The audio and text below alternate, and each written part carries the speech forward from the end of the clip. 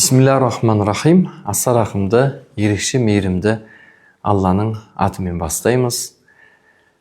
Бұрынғы өткен дәрістерімізде біз тазалық жайында айттық. Жалпы тазалықтың түрлері көп. Бірінші, бұл дененің тазалығы, яғни тән тазалығы деп айтамыз. Исламда сыртқы тазалықта аса маңызды.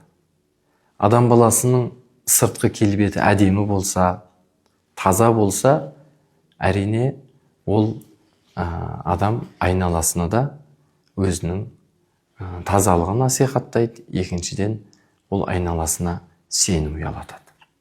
Өйткені кейде біз шыны керек сыртқы бейнемізге қарай бір-бірімізді бағалап жатамыз.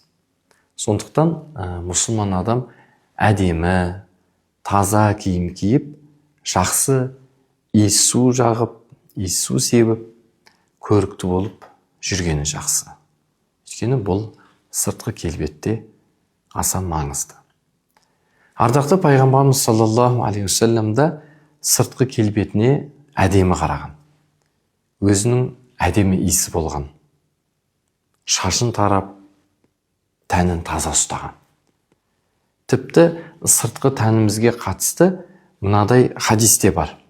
Хадисте пайғамбарымыз саллаллаху алейхи айтады: 5 нәрсені адам баласы жаратылысынан қажетсінеді дейді. Мұртты басу, екінші тырнақ қысқарту, қолтықтағы түктен тазару, ұятты жерді түктен тазарту және сүндетке отыру. Мұның барлығы тазалықтың адам баласының дене ағзаларының барлығы жеріне де қатысы бар екендігін білдіреді. Сол секілді пайғамбарымыз саллаллаху алейхи уассалам ауыз қуысының тазалығы мен тіс тазалығына да қатты мән берген. Сондықтан хадисте пайғамбарымыз саллаллаху алейхи айтады: егер үмбетіме ауыр соқпағанда, ауыр келмегенде, әр намазының алдында мисвак деген тісті тазалайтын құрал ғой енді. Осы мисвак қолдануды міндеттер едім деген. Бұл нені білдіреді? Бұл адам баласының бойынан әрқашан осы мұсылманның бойынан тазалықты көргісі келетінін білдіреді. Сондықтан біздің дінімізде бұл дене тазалығы да, тән тазалығы да аса маңызды.